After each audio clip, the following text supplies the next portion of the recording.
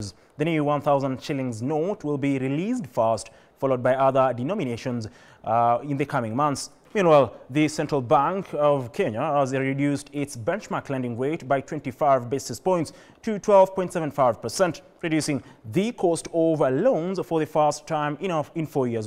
David Kagina with more.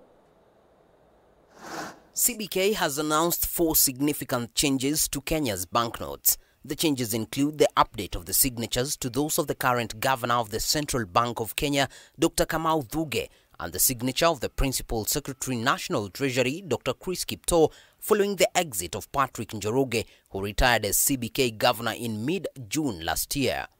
The notes that we have, they are getting old, and therefore we need to get new notes. That's really the reason.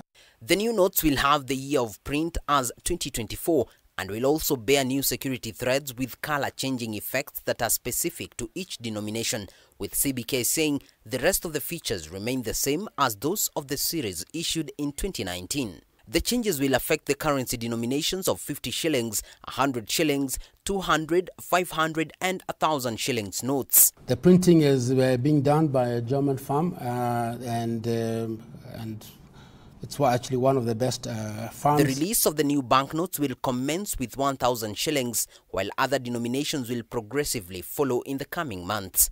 Meanwhile, Central Bank has lowered the interest lending rate for the first time in 4 years from 13% to 12.75%, a move that is set to lower the cost of domestic borrowing, with banks expected to effect the changes. CBK says the drop is on the back of the easing inflation coupled with a stabilized shilling and a resilient economic growth. We would expect through the risk-based pricing model for the banks to continue to lower their rates. We will obviously monitor developments in that area and to see whether the banks are indeed using this risk-based pricing model. David Kagina, K24, Nairobi. Kenyans will have to wait longer to enjoy the reduction of value-added tax on fuel after the Court of Appeal declared the Finance Act 2023 unconstitutional. This comes as the government buys its time for the interpretation of the court ruling by the Attorney General, as well as its decision to appeal the ruling at the Supreme Court. Majibu Kitsar with the details. The decision given by the panel of 3 judges of the Court of Appeal regarding the outlaw of the 2023 Finance Act was a blow to the government, something that has forced the government to appeal the decision at the Supreme Court. It is now clear that Kenyans will continue to endure the pain. For instance, the Finance Act increased the VAT on the price of petrol from 8 to 16%. This will continue as Kenyans wait for the decision of the Supreme Court. Bado hilo jambo liko kotini. Na unajua kwamba serikali imeweza kwenda katika mahakama ya upeo wa juu kabisa, ukipenda Supreme Court. Imekata rufaa tayari. Kwa hivyo wacha tungoje mpaka tuweze kujua vile ambavyo mambo yatakavyokuwa, lakini ni vizuri niseme kwamba kama tutarejelea ule mswada wa 2022, serikali itaweza kupoteza pesa nyingi zaidi, karibu zaidi ya shilingi bilioni 190. Kwa hivyo na sasa hivi tuna nakisi ya bajeti. And whether the government will respect the court decision, Mwaura had this to say. Serikali inaheshimu maamuzi ya kotini na ni mengi sana ambayo yameweza kutiliwa manani. Kwa hiyo bado tumekata rufaa na nataka kusitizia hilo. Since Kenya's independence, never has the nation lacked a current finance bill to address its financial issues. The Finance Act 2023 that was meant to be repealed therefore stayed and was in use until it was declared unconstitutional. Even by the mere fact that the president rejected the finance bill, it means that we as government cannot raise 346 billion, and we have had to do serious budget cuts. It is unprecedented that soon after the appropriations bill, popularly known as the budget, was passed, that now we have the first supplementary that was signed into law only about 2 days ago.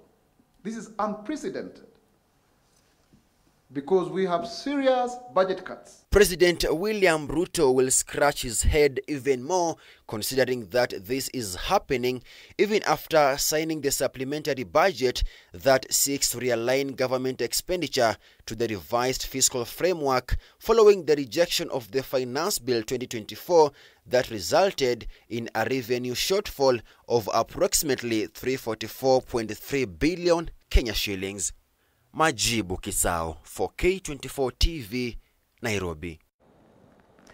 To a very sad story now, and 5 people were feared dead in Kapkombe and Kasisit villages in Saimo Kipsaraman ward after their homes were swept away by landslides following heavy rainfall in Baringo County.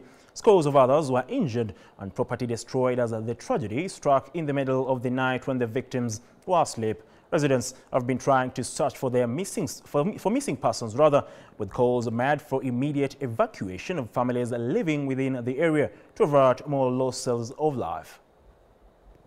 A somber mood has engulfed Kapkombe and Kasasit villages of Saimo Kipsaraman ward, Baringo County. Heavy rainfall that occasioned mudslides in the middle of the night has resulted into the death of at least 5 people. One more person cannot be accounted for, while 3 others were rescued. Mvua ilianza saa 3 usiku mpaka saa 6 ambapo tuliweza kusikia ngurumo kama ya radi kutoka sehemu ambayo hiyo mlipuko iliweza kulipuka.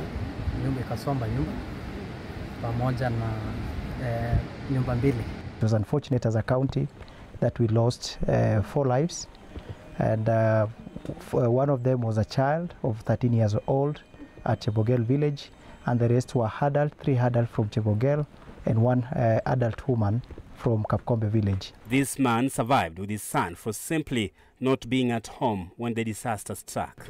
Nimepoteza mama, nimepoteza kijana mdogo, nimepoteza kijana katikati ya form 1. So mimi ndio nasikia uchungu sana. Nyumba ya mzee imeenda yote, kuku yangu imeenda yote, store, kila kitu. So mimi sina kitu. The unforgiving tragedy washed away homesteads, crops and livestock, leaving death and destruction in its wake. According to the senior chief Saimo location Benson Amdanyi, the time of the tragedy made it difficult for victims to escape in good time. Tunashughulikia saa hizi hata hiyo mwili mwingine iwe yote na so tunaomba serikali wasaidie sisi kabisa, kwa sababu mahali kama hapa ni mahali imekaa mbaya kabisa. We are now trying to respond with KERA and other agencies. The problem with responding when it is raining is that our machines are not able to get there when it is wet, and so we wait for the rain to subside so that we can respond in so many areas. But Kenya Red Cross says rescue operations are currently underway in the area, with calls for families to evacuate to safer ground. Wale ambao tumebaki tuende kwa mahali salama. Tuende kwa mahali ambayo ni salama, kwa sababu tunasikia hii mvua pato inaendelea kunyesha na tutake tena kupoteza maisha ingine kwa sehemu hii. Kapchobagel, Kapkombe and Kasasit areas are at a high risk of more mudslides if the rains persist. Timothy Simwa, K24 TV. 26 years after the August 7th bombing, 1998 bombing of the American embassy in Nairobi that claimed 200 lives and wounded nearly 5,000 others, victims and their families are still fighting for compensation. The victims, who organized a memorial service in Nairobi today, say no progress has been made, despite the Senate having formed a committee to look into the matter. They now want the government to deliver on its promise to engage the United States and secure a settlement. Muriel Odhiambo has that story. The bombing of the American embassy in Nairobi on August 7, 1998, killed more than 200 people and wounded nearly 5,000 others. 26 years later, survivors and families of the victims are yet to be compensated. They only paid employers, contractors, and guys who are associated with the embassy. But the truth is, so many people who passed or were affected were actually Kenyans. So, and the target was not us. So in terms of, it didn't make so much sense until today that whenever it comes to compensation, we feel as if we're being discriminated against. Hakuna kitu kilibaki, kwa hiyo siku ni matanga, tulikuwa tunasaidiwa peke yake.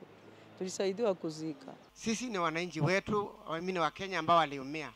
Hata kama America itacompensate, Kenya itself should also compensate its citizens. During a memorial service held at the August 7th Memorial Park in Nairobi today, they narrated their struggles since the attack. I lost my eye, one of my left eye, my teeth, the upper ones. Actually, I was almost going blind, but I thank God. Hiyo bomb blast ikikuja, nilikuwa second floor, nikaenda kwa, sasa venye ilipiga, nilikuwa naendea tissue niweke kwa choo, ikapiga. Hiyo ni nini? Haya, mlipuko ya pili ikapiga masikio, tunaumia.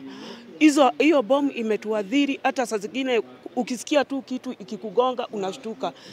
Memory hakuna, and then watu wako wagonjwa, hata wengine wanakufa, mpaka hata tunashangaa sasa hii kukufa na wajaona nini msaada yoyote.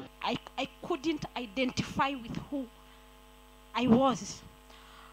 I suffered.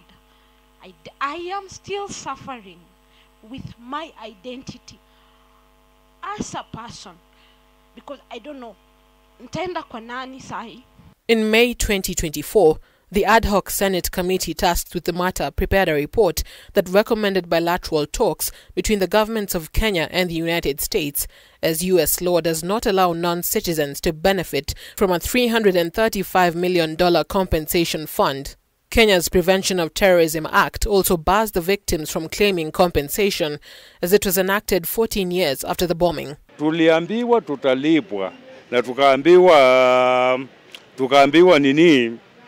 tukaambiwa kesi yetu iko Amerika. Kwa hivyo hata majibu hatujapata kuanzia wakati huo. Muriel Adhiambo, K24 TV. It's very sad because the Machakos Senator Agnes Kavindu-led committee, in fact, went to the United States of America to try and follow up on the issue, but as the victims do say, they are yet to be compensated. We hope that the government can, of course, fast-track that particular case and ensure they are fully compensated. Now, hundreds of Atudo residents in Mombasa staged a peaceful march to Governor Abdul Somad Sharif Nasser's office, protesting alleged plans to forcibly evict them from Atumekwe for an affordable housing project. The frustrated residents claimed that the county government had already approved the project and that the developer was ready to begin without their input. Hence, they will be forced to vacate without compensation. Now, County Executive Committee member for Lands, Physical Planning, Housing and Urban Renewal, Mohammed Hussein Mohammed, however, assured residents that all constitutional procedures would be followed and that public participation would be done before the project commences. Hawajua wataenda wapi, hawajahusishwa hata siku moja.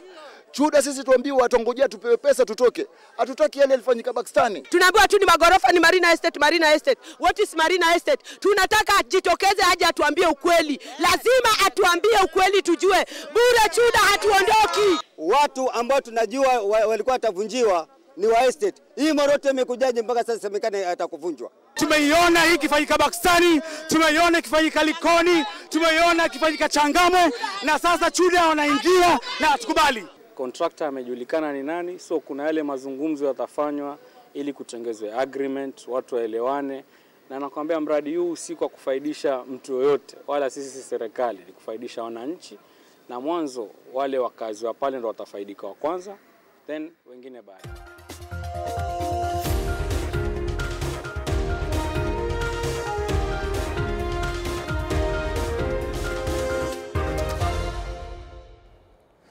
Let's talk matters business, and the East African Development Bank has unveiled an ambitious program to bolster the growth of small and medium enterprises in Kenya.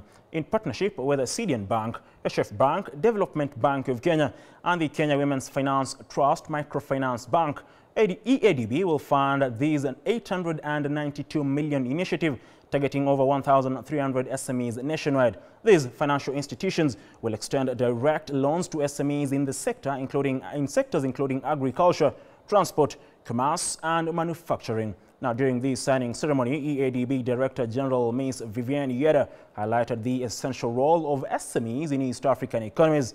SMEs are the backbone to East African economies, and EADB is committed to sustaining and facilitating their growth through financial institutions. She said, now over the last 50 years, the bank has been instrumental in stimulating the East Africa economies through its financing strategy, impacting millions of lives in the region. She added, CEOs of the partnering bank and its partners have played a pivotal role in catalyzing economic growth as SMEs form the backbone of the economy. To address this, the bank has partnered with 4 institutions, namely CDN Bank, HF Bank, the Kenya Women Finance Trust, and the Development Bank of Kenya. This initiative aims to reach over 1,300 SMEs across the country, with a special focus of those in the agricultural sector and the agricultural value chain. As a government, we know that it's MSME sector that is going to help us to grow our economy, and which is going to get us out of these challenges we are having, especially about the youth unemployment. If you look at our job market today, we have a potential workforce of about 20 million Kenyans. These are Kenyans who are at the age of doing something for at least which can drive economic value. But only 3.5 million or thereabout are formally employed. Again, out of the 3.5 million, the government, the civil service sector can only take up to 1 million. It's not yet even 1 million. And then Now, it is now emerging that Vitagro and Palpers Agrovet Limited in Duruma Road off River Road has been acting contrary to the provisions of the VSVP Act 20, its attendant regulations and code of ethics, which led to its closure. Among the irregularities included operating the Agrovet as a veterinary retail shop contrary to the standards of the wholesale license issued by the VMD, as well as operating without a valid practice license issued by the Kenya Veterinary Board. Let's listen in. After the board received reports of malpractice related to very, very sensitive drugs that is a danger to public safety. So today in the morning we've had a conversation with the OCS Kamukunji, and we have actually undertaken to ensure that we get rid of all these illegalities that are happening. The operation is premised upon investigation that the board has undertaken, in which case veterinary drugs are actually being hawked online. They are being sold online, including the very sensitive drugs, the Category 1 and the Category 2 veterinary drugs as per the Veterinary Medicines Directorate. This is a product that has been misused. It is a product for sedation of animals, but it has been used for relaxation in human beings. On that note, we close the business news. We'll be taking a brief breather and then be back with some sporting action.